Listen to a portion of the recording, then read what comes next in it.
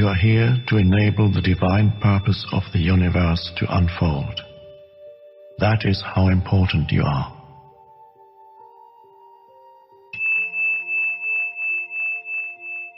Hello, I'm Connie Kello, the publisher of The Power of Now in Canada. And I'm sitting here with Eckhart Tolle, spiritual teacher and the author of The Power of Now. Next to me also is Mark Allen, our American publisher, who is responsible for the release of this audio version of the book.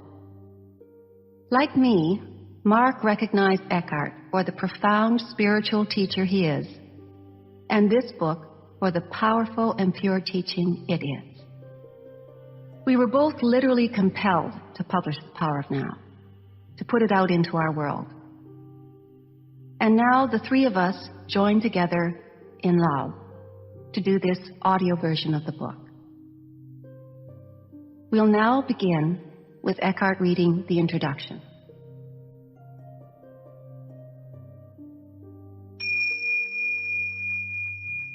I have little use for the past and rarely think about it. However, I would briefly like to tell you how I came to be a spiritual teacher and how this book came into existence. Until my 30th year, I lived in a state of almost continuous anxiety, interspersed with periods of suicidal depression. It feels now as if I'm talking about some past lifetime or somebody else's life. One night, not long after my 29th birthday, I woke up in the early hours with a feeling of absolute dread. I had woken up with such a feeling many times before, but this time it was more intense than it had ever been. The silence of the night, the vague outlines of the furniture in the dark room, the distant noise of a passing train, everything felt so alien, so hostile, and so utterly meaningless that it created in me a deep loathing of the world. The most loathsome thing of all, however, was my own existence. What was the point in continuing to live with this burden of misery? Why carry on with this continuous struggle? I could feel that a deep longing for annihilation, for non-existence, was now becoming much stronger than the instinctive desire to continue to live. I cannot live with myself any longer. This was a thought that kept repeating itself in my mind. Then suddenly I became aware of what a peculiar thought it was. Am I one or two? If I cannot live with myself, there must be two of me, the I and the self that I cannot live with.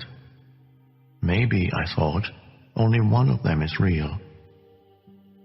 I was so stunned by this strange realization that my mind stopped. I was fully conscious, but there were no more thoughts. Then I felt drawn into what seemed like a vortex of energy. It was a slow movement at first and then accelerated. I was gripped by an intense fear and my body started to shake. I heard the words, "Resist nothing," as if spoken inside my chest. I could feel myself being sucked into a void. It felt as if the void was inside myself rather than outside.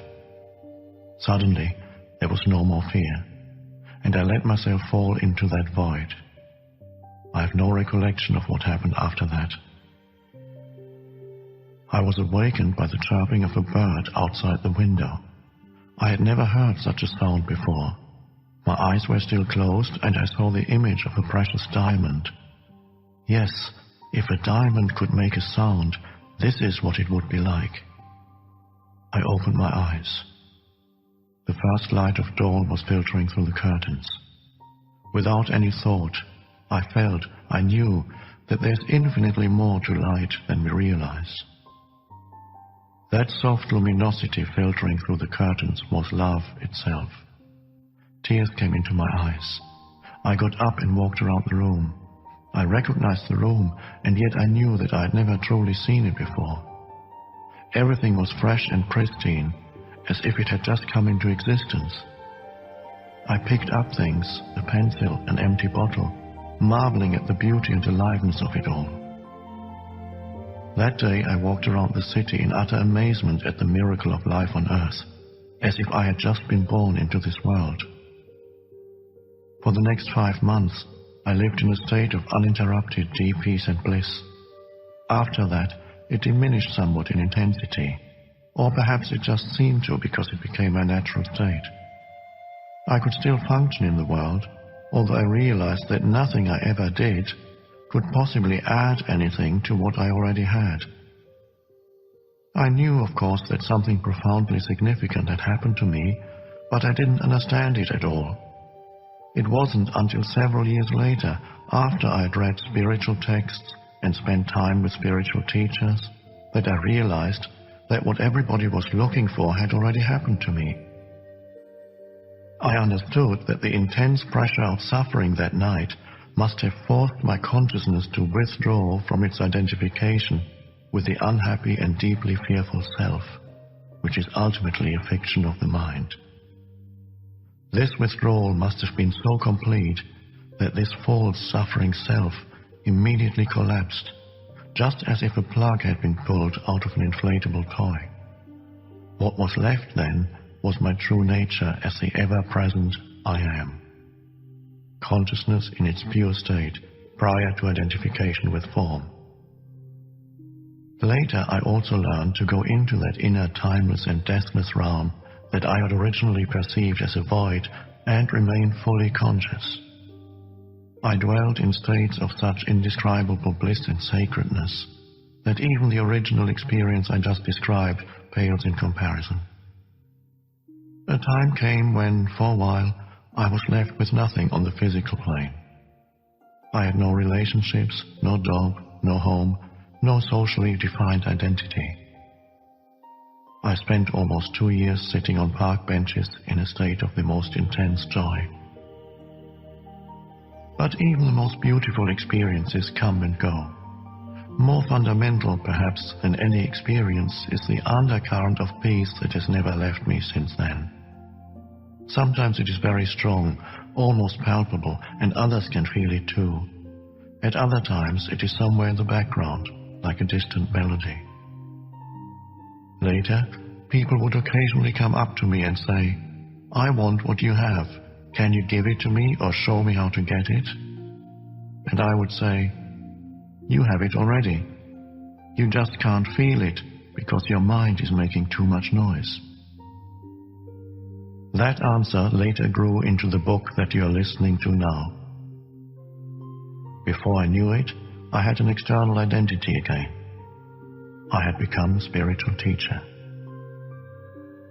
This book represents the essence of my work as far as it can be conveyed in words, with individuals and small groups of spiritual seekers during the past 10 years in Europe and in North America. In deep love and appreciation, I would like to thank those exceptional people for their courage, their willingness to embrace inner change, their challenging questions, and their readiness to listen. This book would not have come into existence without them. They belong to what is as yet a small but fortunately growing minority of spiritual pioneers. People who are reaching a point where they become capable of breaking out of inherited collective mind patterns that have kept humans in bondage to suffering for eons. I trust that this book will find its way to those who are ready for such radical inner transformation and so act as a catalyst for it. I also hope that it will reach many others who will find its content worthy of consideration, although they may not be ready to fully live or practice it. It is possible that at a later time, the seed that was sown when listening to this book will merge with the seed of enlightenment that each human being carries within, and suddenly that seed will sprout and come alive within them.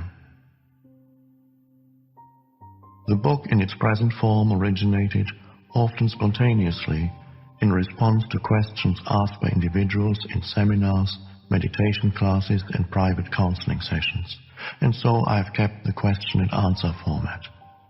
I learned and received as much in those classes and sessions as the questioners. Some of the questions and answers I wrote down almost verbatim. Others are generic, which is to say I combined certain types of questions that were frequently asked into one, and extracted the essence from different answers to form one generic answer. Sometimes, in the process of writing, an entirely new answer came that was more profound or insightful than anything I'd ever uttered. Some additional questions were asked by the editor so as to provide further clarification of certain points.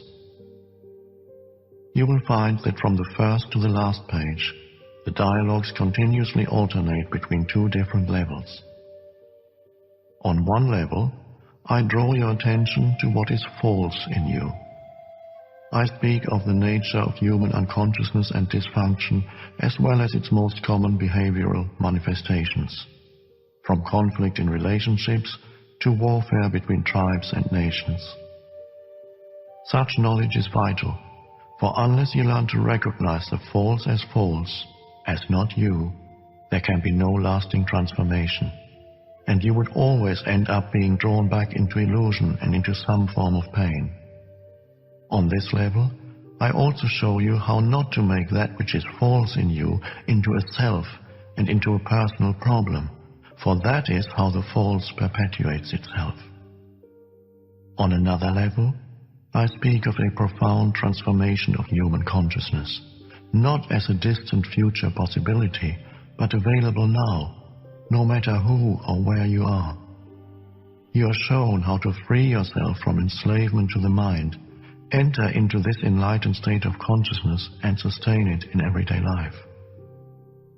On this level of the book, the words are not always concerned with information, but often designed to draw you into this new consciousness as you listen. Again and again, I endeavor to take you with me into that timeless state of intense conscious presence in the now, so as to give you a taste of enlightenment. Until you're able to experience what I speak of, you may find those passages somewhat repetitive. As soon as you do, however, I believe you will realize that they contain a great deal of spiritual power, and they may become for you the most rewarding parts of the book. Moreover, since every person carries the seed of enlightenment within, I often address myself to the knower in you who dwells behind the thinker, the deeper self that immediately recognizes spiritual truth, resonates with it, and gains strength from it. As you listen, the meaning of certain words, such as being or presence, may not be entirely clear to you at first. Just keep listening. Questions or objections may occasionally come into your mind. They will probably be answered later in the book, or they may turn out to be irrelevant as you go more deeply into the teaching and into yourself. Don't listen with the mind only. Watch for any feeling response as you read and a sense of recognition from deep within. I cannot tell you any spiritual truths that deep within you don't know already. All I can do is remind you of what you have forgotten. Living knowledge, ancient and yet ever new, is then activated and released from within every cell of your body. The mind always wants to categorize and compare, but this book will work better for you if you do not attempt to compare its terminology with that of other teachings. Otherwise, you will probably become confused. I use words such as mind, happiness, and consciousness in ways that do not necessarily correlate with other teachings. Don't get attached to any words.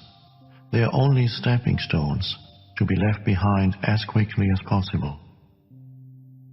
When I occasionally quote the words of Jesus or the Buddha from A Course in Miracles or from other teachings, I do so not in order to compare, but to draw your attention to the fact that in essence there is and always has been only one spiritual teaching, although it comes in many forms.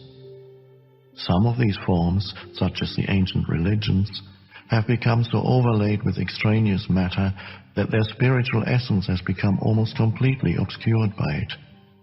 To a large extent, therefore, their deeper meaning is no longer recognized and their transformative power lost.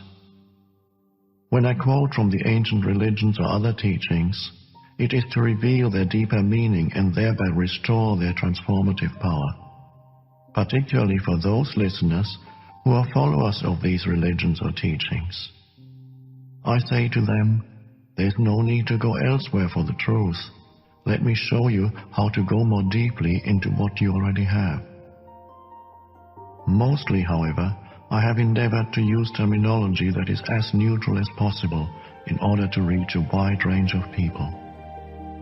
This book can be seen as a restatement for our time of that one timeless spiritual teaching, the essence of all religions. It is not derived from external sources, but from the one true source within, so it contains no theory or speculation. I speak from inner experience, and if at times I speak forcefully, it is to cut through heavy layers of mental resistance and to reach that place within you where you already know, just as I know, and where the truth is recognized when it is heard. There is then a feeling of exaltation and heightened aliveness, as something within you says, "Yes, I know this is true."